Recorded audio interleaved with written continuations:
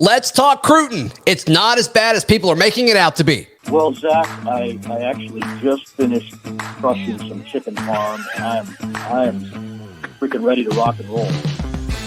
You are Locked On Auburn, your daily podcast on the Auburn Tigers. Part of the Locked On Podcast Network, your team every day. Yes, welcome on into Locked On Auburn, your daily Auburn Tigers podcast. I'm your host, Zac Blackerby, and thank you so much for...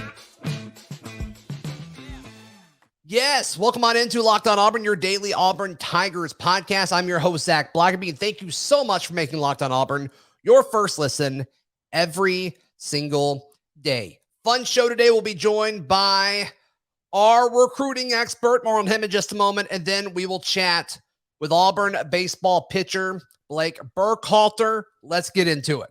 Joining us now, John Garcia, national recruiting writer for Sports Illustrated, and now our Locked On recruiting insider. Welcome to the family, brother. Good to be on with you on both fronts, Zach. Of course, you know, right. Always want to talk some ball with guys like yourself. No doubt. No, that means a ton. All right, so Auburn got some cool news on Sunday. Got a big time safety, or what I assume is a big time safety. I'd love to hear your thoughts on Terrance Love, the 4-star safety out of Georgia. What do you like about this guy? Well, I see where you're going there with. Well, I think he's a safety. Look, 6'3", near 200 pounds already as a junior going into a senior year of high school there at Langston Hughes in Georgia, as you mentioned. This could be a very interesting position projection down the line. But as far as what we know now of Love, he is a safety. He is a guy who can play all three phases of the defense. He's very comfortable coming downhill, playing the alley, playing inside the box. But you watch his tape and you see a lot of ability in the passing game as well. This isn't just a big, oversized, linebacker at the high school level. This kid gets interceptions. He is smooth down the field. You watch his hips. He can flip them with a running back, a tight end, maybe a slot receiver, and he's just so darn big. 6'3" at the high school level, really stands out on the defensive side of the ball. You don't see that in the back seven very often. And what I love about him, Zach, is that he plays a lot of offense. They line him up at wide receiver. They're like, hey, 6'3", let's do this jump ball right quick. Cover that, high school defender. Yeah. Exactly. So, you get more ball skills and you see, the overall football player-ness of a guy like Terrance Love. And that's what you love about a kid like that, because he's going into college where in this day and age, Zach, these positions are less defined than they've ever been. Right. Safeties are linebackers are nickels are corners are safeties. It all kind of blends together relative to the defensive package. So I love getting guys like this if I'm an Auburn fan, because he's going to play probably a different position on all three downs if the defense allows him to. And you need guys like that to win in a league like the SEC. That goes without saying much else. He's physical against the run, comfortable against the pass, and has a frame that you can work with. You either bulk him up and he's maybe more of a conventional linebacker, but he still has that safety pedigree, so he can stay on the field on third down as a cover guy, which is really valuable in any league. Yeah, no, coverage ability at a linebacker spot. Yeah, give that to me. Auburn has missed that over the last half decade or so. But John, I've read a bunch of different reports on this kid after he committed, and some folks believe that he truly is a linebacker. When you talk to folks that covered his recruitment, it sounds like Terrence wants to play safety. And it sounds like Auburn sees him as a safety. Will they try that first? You mentioned you can go either way with his frame. You got to think they're going to try to keep him lean and mean, right? You start at safety and you go from there. It's where he's most familiar. He's played at a high level. Langston Hughes played great competition in the state of Georgia. And again, just because you're labeled at one position doesn't mean you can't flirt and blend with other positions down the line. It's much easier also to add weight, and then saying, hey, you got to stay at 200 pounds. Let him add some weight, but cap it at some point. And then if you go all in on linebacker down the line, maybe his second year, now you can add the weight relatively easy with an SEC strength and conditioning program and nutrition program like Auburn has in place. But yeah, he wants to play safety. He models his game after Cam Chancellor, which was really the original hybrid, right? Like the original, physical enforcer hybrid. You can't do a lot of those things in football anymore because of the rules. But, 6'3", 200 pounds sitting back there will make a receiver think twice before the snap is even made. So I do think that there is a value to keeping him in the back end. It's all going to be up to him ultimately. How athletic does he stay as he adds some weight? Because it's just a matter of time before you add some bulk to a frame like that. So it will be interesting to see, and I would imagine there would eventually be a position change, but I think you start out where the kid is most familiar at safety. John, we talk about momentum all the time in virtually every aspect of any sport, which is great. I love that. Recruiting, though, you hear it. It seems like these commitments typically come in batches, and a lot of Auburn fans are upset that Auburn only has 2 guys committed right now. We can jump into that topic in a second, but does a decision like this kind of cause any sort of ripple effect where Auburn fans can kind of be hopeful about some other guys' decisions over the next few weeks? Well, Langston Hughes in general has a lot of top prospects, not only in the 23 class, but even beyond in 24 and even 25. So that is always good to have an Auburn Tiger in a Georgia powerhouse. And I think that's why you saw the staff so excited over the weekend after he committed. Right. Somebody was hashtagging the Peach State pipeline and all that. And look, Zach, to be great at Auburn, you have to win in the state of Georgia. You have to win in the state of Florida. And then obviously you have to keep some Alabamians within state lines. Those are the 3 states for the Auburn Tigers. It's always been like that for the great Auburn teams.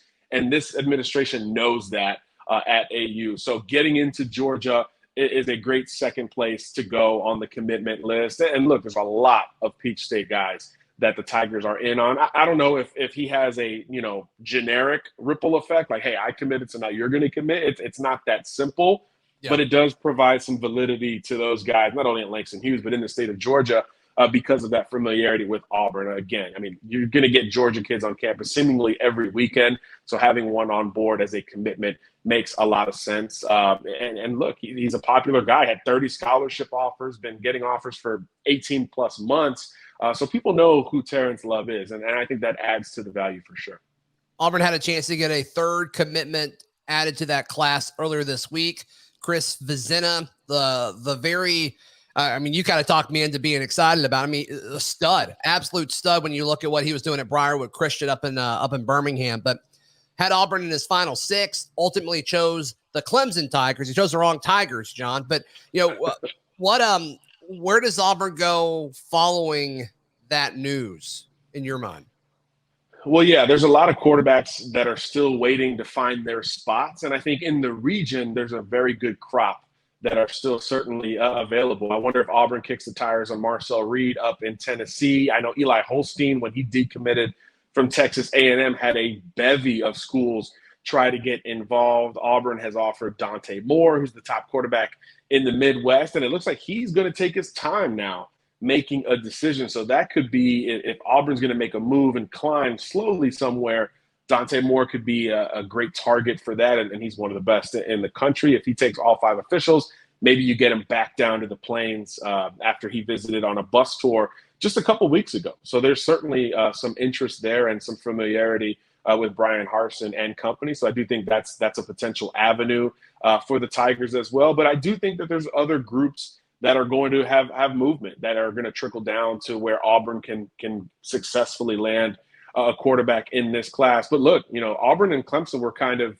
in that same boat where they were like, Vizina's the guy, and then after that, we'll see. So I think we're still in the we'll see part for Auburn, but there's plenty of kids that will be interested. And you just wonder who they're going to get on campus. There's a kid in Georgia, Dylan Lonergan, who's a 2-sport guy, great baseball player, which Auburn is certainly familiar with, football, baseball combo guys. Sure. He's a guy that I could see the Tigers beginning to push a little bit more for. And the kid wants to play baseball at the next level. And that's something that I'm not sure every other school on his list, mainly Alabama and Georgia, I'm not sure if they'll fly with something like that. But I think Florida, a school like Auburn, can certainly sell that and try to make up some ground here in the meantime. So it's a great year for quarterbacks. This is my favorite year at the top since 2018, which was the Trevor Lawrence, Justin Fields year. So it is very deep. It will get better for Auburn, but certainly when you lose an in-state kid, it does hurt. And there's no mistake that the Tigers wanted Vizina on their roster. All right, we'll continue our conversation with John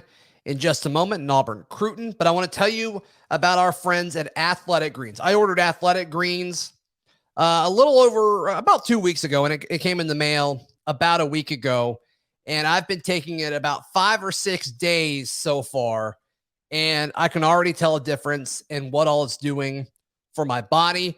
Athletic Greens combines every kind of nutritional supplement you may need and combines it into one. So really, it's allowed a lot of my multivitamins and other vitamins that I was taking. It's combined them all into one. It's made more room in my cabinet, and it's something I will be taking for a very, very long time. The mixture that Athletic Greens sells is called AG1, and it is a small micro habit with big benefits. It's one thing you can do every single day to take great care of yourself.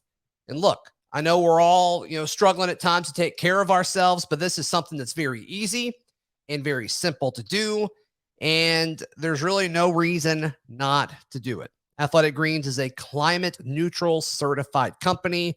In 2020, AG purchased carbon credits that supports projects protecting old growth rainforests. So, they care about the environment as well. And so to make it easy to take care of yourself, you can go to athleticgreens.com/college, and they are willing to give you a free 1-year supply of immune supporting vitamin D and 5 free travel packs with your first purchase. I got them. It's a little dropper. You just drop it in your drink after you make it. All you have to do is go to athleticgreens.com/college. That is athleticgreens.com/college to take ownership over your health and pick up the ultimate daily nutritional insurance. John Garcia joining us on today's Locked On Auburn. So I guess this is more of like a recruiting philosophy question, but how important is it for Auburn to land a top quarterback in this class? They've got a bunch of guys that are going to be here for a few seasons. It looks like they can't use their free transfer anymore. Then obviously Holden Geriner, I think the world of him. I think he's going to be a really good player for the Tigers. I hope it's for the Tigers. How important is it to get a quarterback this year, the year after you got a guy like Holden? You have to bring in a quarterback every year. Now you can't get away with skipping a year or two because of the fluidity, I should say, of the quarterback position. These quarterback rooms change, it seems like every few months now, right? With the portal. JT Daniels just jumped on with West Virginia today. Who saw that coming 6 months ago, right? So, yeah. There's so much fluidity in the quarterback room that you have to stack guy after guy because there will be attrition. And Auburn has obviously dealt with that as much as anyone over the last 12 months or so. So you have to stack Geriner with another capable quarterback. But maybe you say, hey, I will do a different type of skill set. Geriner, pocket guy, great feet, efficient, smart. Maybe you go with more of a run-first guy who's a more developmental passer. Maybe something like that will fit the mold a little bit in terms of countering and building a quarterback room. But either way, you have to get a name. You have to get a guy who can come in and be capable in some way, shape, or form because you just never know how quarterback rooms are going to shake out from really 1 month to the next these days. And we're going to see it a lot here in the next few weeks. These spring games, half of them are over. The other half are coming up the next week or two. And the portal is going to have another influx. So quarterbacks will not be spared from that one. Right. John, before I let you go today, let's talk a little bit offensive line, specifically Clay Wedin. He's from Tampa, isn't that right? He's a Tampa kid or from Florida? Is, yep. Yeah. Carrollwood Day. Yep. Yeah. What do we think about a kid like him? I think Auburn fans need to keep a close eye on Clay. You talk about a fit.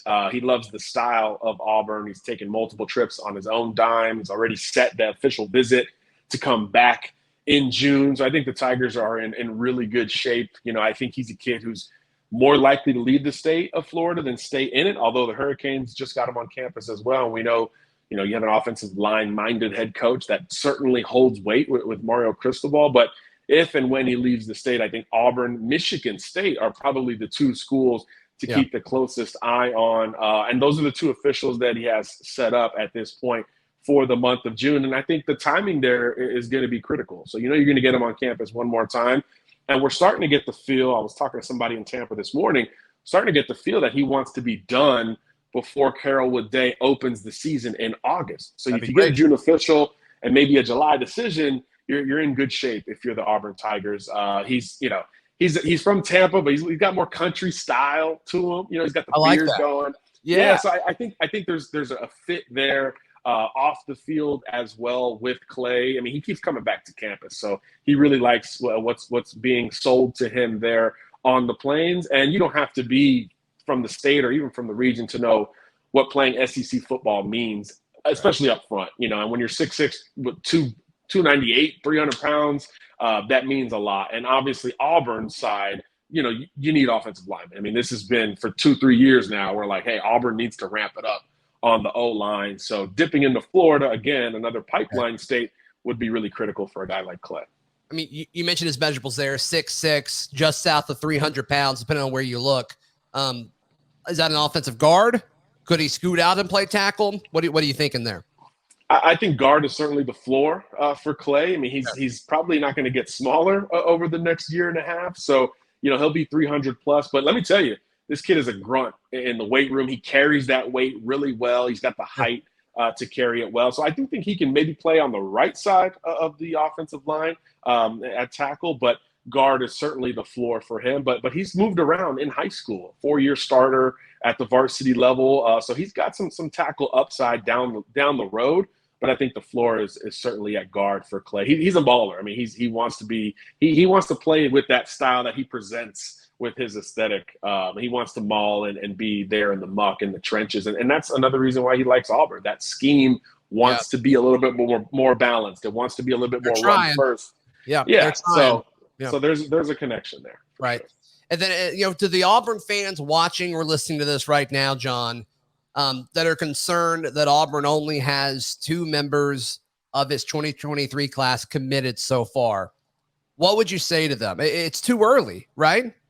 Yeah. I'm not going to spell out the whole Aaron Rodgers press conference from a few years ago, but let's just relax. Just hang tight.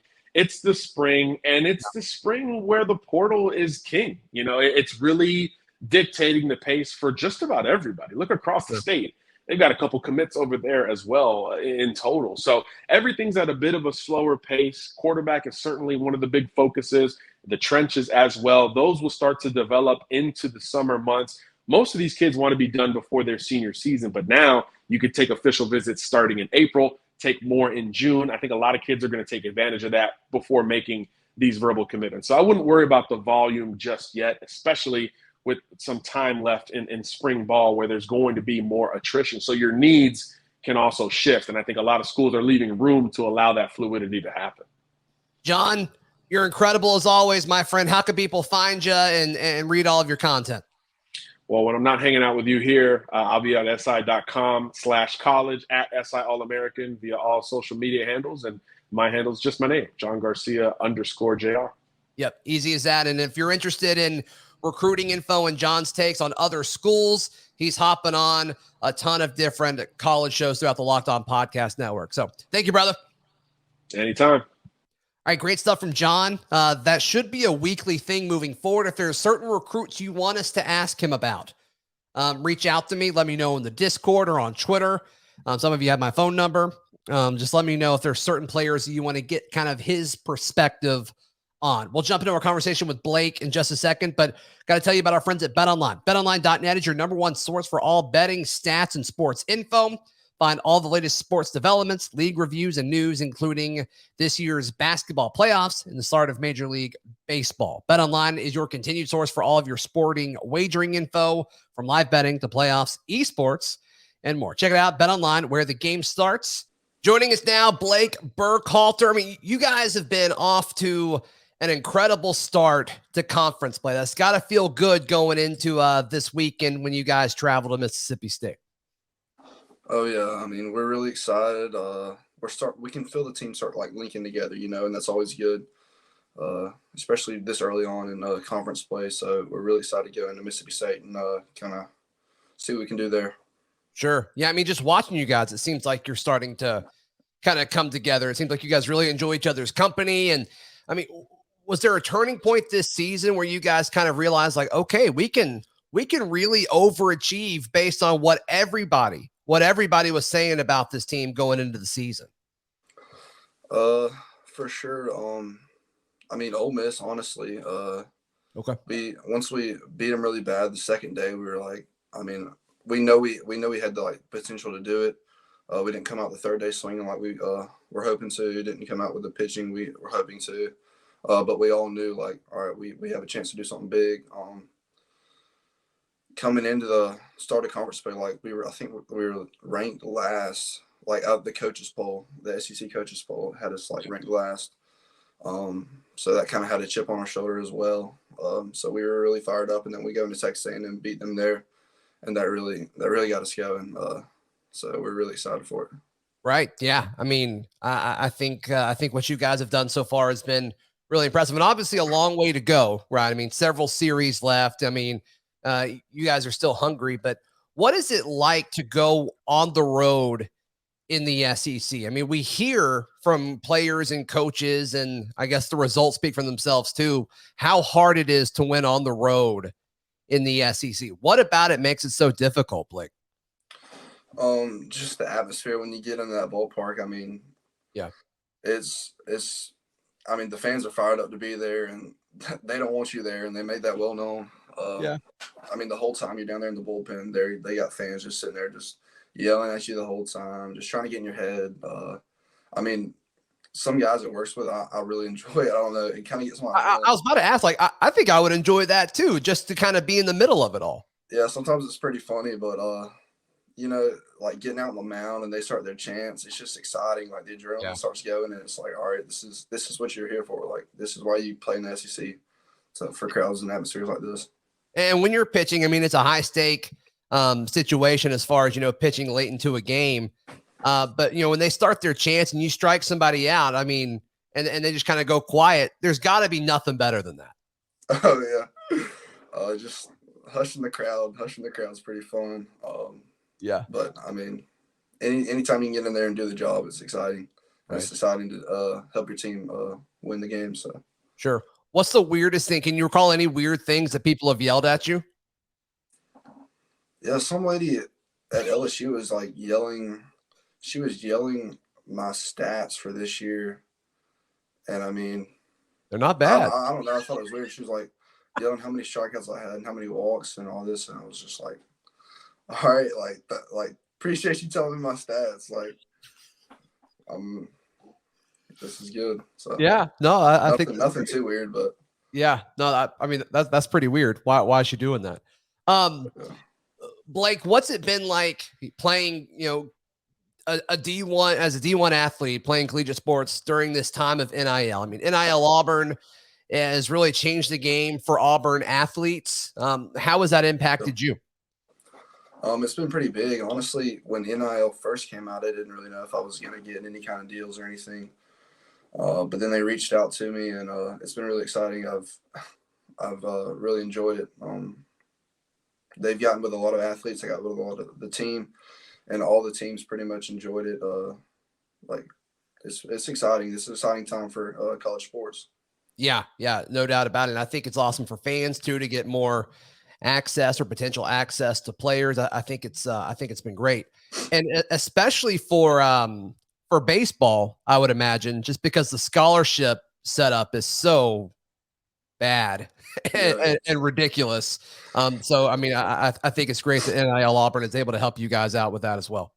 Oh yeah, for sure. They're saying, I mean, pretty much like in years coming, this is pretty much going to be like another way for another scholarship or multiple scholarships for the team. So this is going to be big for baseball, especially. Totally.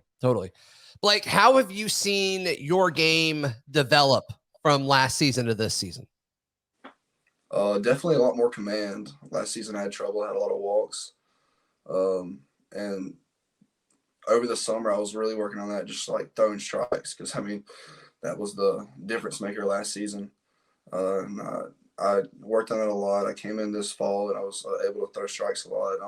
Trying to just keep my walks down, honestly, just attacking the hitters. And that's really helped just get ahead of these hitters this year, and you know, keep that ratio down a little bit, strikeouts to walks, and the cutter. Honestly, the cutter has been a big piece of my arsenal that I picked up this summer. Huddy was trying to help me out with it last spring, and I didn't throw it in game any. I didn't have a good feel for it. I worked on it. I went this summer and worked on it, and this fall it was consistent, and it's been helping me so far through the season. So really excited for that pitch. So is most of that, as far as working on command and that ratio that you're talking about, is most of it the physical side of it? Or, I mean, I imagine as you become older as a player and get more experience, your preparation as far as, how to attack different batters and the research going into the game, I imagine that's an element of it too that helps. Yeah, definitely had to adjust myself physically. So I had to change my stance a little bit when I came set on the mound. And honestly, it was just getting out there and throwing off the mound more. So it's tough for pitchers. You can't go out there every day and just literally just pound the zone. But I like to get off the mound every day and just get like 10 to 12 pitches, just working on command. And that's really helped improve it a lot. Sure. But then, yes, definitely mentally, just once you can see that the pieces starting to fall into place, it's the confidence that you can build off that. Once you know, like, yeah, I can command these pitches, then you can just go in there and have confidence that like, you're going to get these guys out.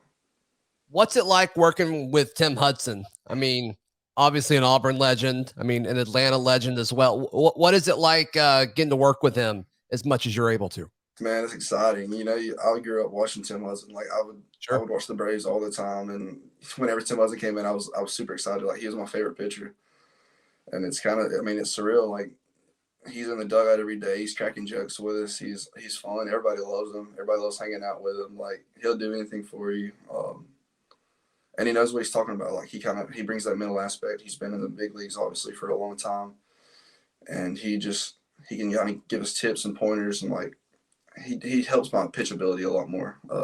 He definitely helped progress it as I've been here, and I've gotten a lot better about that. Sure. Blake, preview this Mississippi State series for us. I mean, obviously, we all know how strong of a baseball program it is, and they're the reigning national champions. What's it like going to Starkville to play a team like them? Yeah, they're missing their big arm, Landon Sims, obviously. But other than that, they're still a pretty solid team. And it's going to be exciting, Starkville, that place goes crazy. Everybody's talking about how crazy it's been. I've never gone before, so it's going to be an exciting series to go to. But I definitely believe we can go in there and win that series, especially how we've been playing. We just got to go in there and pound the strike zone and keep the bats going. Timely hitting. Yeah, no, and you guys have been all over that. There's no question about it. Blake, thank you so much for your time, man. I know you're busy during the season, and you guys are going out of town soon. You got a game tonight when we're talking. So best of luck with everything happening this week, and hopefully I get to chat with you again soon. Yes, sir. I appreciate you. All right, that does it for today's show. Something a little different. I enjoyed it. Let me know if you guys enjoyed it. We will kind of put that in the rotation every single week. So once again, I do this for you guys. And I meant to mention this on yesterday's show, but yesterday's show was episode 1000 of the podcast. How crazy is that? That's really, really cool. Thank you guys that have been there very, very early. And there's a handful of you, and I really, really appreciate that. So we'll continue on. So I guess this is 1001. We will have 1002 tomorrow with Justin Ferguson. All right, here on Locked On Auburn. See ya.